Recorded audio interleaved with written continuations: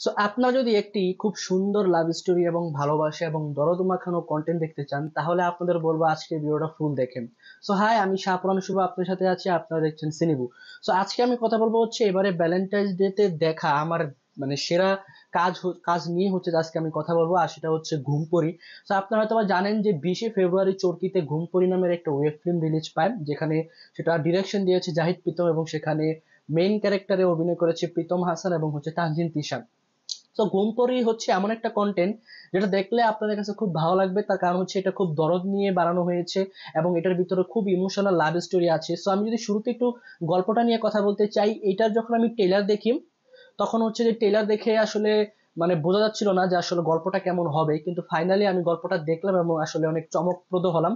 তো আমি এখানে খুব বেশি গল্পটা রিভিল করতে চাচ্ছি না। সো আমি যদি সহজ করে এখানে বলি, একটি মেয়ে থাকে যে তার সিনিয়র ভাইকে খুব ভালোবাসে এবং সেই সিনিয়র ভাই হচ্ছে তার আরেকটা মেয়েকে সে ভালোবাসে। সো এই যে ট্রায়াঙ্গেল যে একটা লাভ স্টোরি দেখানো হয়, শেষ পর্যন্ত এর পরিণতি কি হয় বা শেষ পর্যন্ত এই ভালোবাসায় কে সাকসেস পায় এবং কে ব্যর্থ হয়, সেটা বুঝতে হলে দেখতে হলে হচ্ছে অবশ্যই আপনার এই ঘুমপড়ি কন্টেন্টটা দেখতে হবে। এবং আমি যদি একটু ঘুমপড়ি নামের সাথে যদি কন্টেন্টটার মিল দেখি, এখানে কন্টেন্টটার ঘুমপড়ি নামের একটা সার্থকতা আছে, সেটা দেখে আপনারা কন্টেন্টটা দেখলে আসলে বুঝতে পারবেন যে আসলে কেন এই ওয়েব ফিল্মটার নাম ঘুমপড়ি রাখা হয়েছে।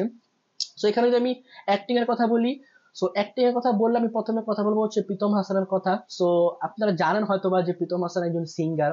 সো আমি পার্সোনালি হচ্ছে প্রীতম হাসানের গানের অনেক ফ্যান, অনেক আগে থেকেই। কিন্তু এই মানুষটা রেগুলার অ্যাক্টিং না করা সত্ত্বেও, আপনারা হয়তোবা জানেন যে প্রীতম হাসান কিন্তু রেগুলার অ্যাক্টিং করেন না, তার প্রফেশন অ্যাক্টিং না, তার প্রফেশন হচ্ছে গান, সেটা আমরা সবাই জানি।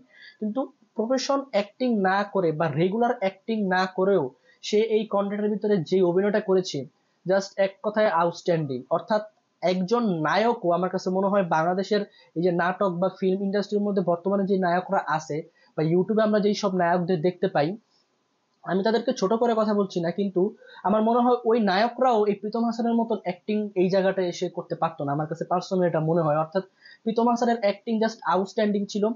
সে যে খুব আহামরি অ্যাক্টিং করছে সেটা না, সে খুব সহজ সরল এবং সাবলীল অ্যাক্টিং করে করছে। সো তাকে দেখলে আসলে স্ক্রিনে দেখতে খুব ভালো লাগতেছিল, তার যে এক একটা ডায়লগ ডেলিভারি, তার যে একটা লুক, তার যে এক্সপ্রেশন, জাস্ট এক কথায় অসাধারণ ছিল আসলে। আমার মনে হয় যে নায়ক এমনই হওয়া উচিত আসলে। এরকম আপনারা প্রীতম হাসানকে দেখলে আপনারা আমার মতন যারা ছেলেরা আছেন বা এর থেকে যারা বড় আছেন, আপনারা অবশ্যই প্রীতম হাসানের সাথে কানেক্ট করতে পারবেন। আর আমি গ্যারান্টি দিয়ে বলতে পারি এই পুরো কন্টেন্টটা দেখলে আপনার প্রীতম হাসানের আরো বেশি ফ্যান হয়ে যাবেন। যদিও অলরেডি আমরা সবাই প্রীতম হাসানকে চিনি এই যে সিঙ্গার হিসেবে, তারপর অ্যাক্টর হিসেবে সবাই জানি যে প্রীতম হাসান হচ্ছে বছরে খুব বেশি হলে দুইটা বা একটা সে কন্টেন্ট করে, যদি আমি ভুল না করে থাকি। তাকে আমি লাস্ট যেই কন্টেন্টে দেখছিলাম সেটা হচ্ছে গত বছর হচ্ছে যে একটা ভ্যালেন্টাইন্স ডে তে ওই যে কাছের মানুষ দূরে তুইয়া তাসনিয়া ফারিনের সাথে। তো আবার এইটাতে দেখতে পেলাম ঘুমপড়ি। তো এখানে সে খুব সাবলীল অভিনয় করেছে এবং এখানে আছে তানজিন তিশা। এবার যদি আমি তানজিন তিশাকে নিয়ে কথা বলি, তানজিন তিশা এখানে জাস্ট অসাধারণ অভিনয় করেছে। কিছু কিছু সময় ছিল যেখানে তানজিন তিশাকে দেখতে জাস্ট অসাধারণ লাগছিল। বিশেষ করে একটা সিন আছে যেখানে হচ্ছে যে তানজিন তিশা সাদা শাড়ি পরে এবং সেখানে তার চোখে কাজল দেওয়া থাকে। ওই সিনটাতে এবং ওই লুকটাতে জাস্ট তানজিন তিশাকে অসাধারণ লাগতেছিল। আর দ্বিতীয় যদি আমি আরেকটা ক্যারেক্টারের কথা বলি, সেই ক্যারেক্টারটা আপনারা যারা হয়তো বা, সেও একজন সিঙ্গার, আমি তার খুব বেশি কাজ দেখিনি, মেবি এটাই তার প্রথম কাজ আমি যদি ভুল না করে থাকি। তো তার অভিনয় খুব দুর্দান্ত ছিল, দেখে মনে হয় না যে তার এটা ফার্স্ট অভিনয় বা সেকেন্ড অভিনয় কিছু একটা হবে। বাট তার অ্যাক্টিংও খুব ভালো ছিল। যদি ওভারঅল আমি অ্যাক্টিং এর কথা বলি, আমি বলবো যে এই কন্টেন্টটা শুধুমাত্র ভালো লেগেছে হচ্ছে তাদের অ্যাক্টিং এর কারণে। তারা প্রত্যেকে অনেক ভালো অ্যাক্টিং করেছে, যেটা হচ্ছে যে তাদের জায়গায় অন্য কেউ থাকলে আমার মনে হয় একটু সন্দেহ হতো যে আসলে তারা এই প্রপার ভাবে অ্যাক্টিংটা করতে পারতো কিনা। এবং এখানে ডিরেকশনে যিনি আছেন জাহিদ প্রীতম, জাহিদ প্রীতমের আমি দুই একটা কাজ দেখছি, যেই কাজগুলো হচ্ছে যে দেখে বোঝা যাচ্ছিল যে আমরা একজন ভালো ডিরেক্টর পেতে চলেছি। তো তার ধারাবাহিকতায় জাহিদ প্রীতম এই ঘুমপড়িটা খুব যত্ন নিয়ে, খুব দরদ দিয়ে, খুব ইমোশনাল ভাবে এই কন্টেন্টটা তৈরি করছে।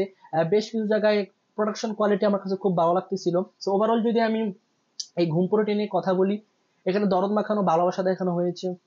শেষ যে পরিণতিটা হয় আসলে এটা খারাপ পরিণতি না, এটা আসলে ভালোবাসার একটা পরিণতি, সেটা দেখলে আপনারা চমক হবেন, অবশ্যই চমক হবেন। আর শেষটা আমার কাছে মোটামুটি ভালোই লেগেছে। তো ওভারঅল আমি বলবো যে এই কন্টেন্ট আমার কাছে খুব ভালো লাগছে। তো আপনারা যারা যারা এই কন্টেন্টটা দেখেননি, আমি তাদেরকে বলবো অবশ্যই আপনারা এই কন্টেন্টটা দেখবেন। আর যদি আমি এটা রেটিং দিতে যাই তাহলে আমি 10-এ 8.5 দেবো।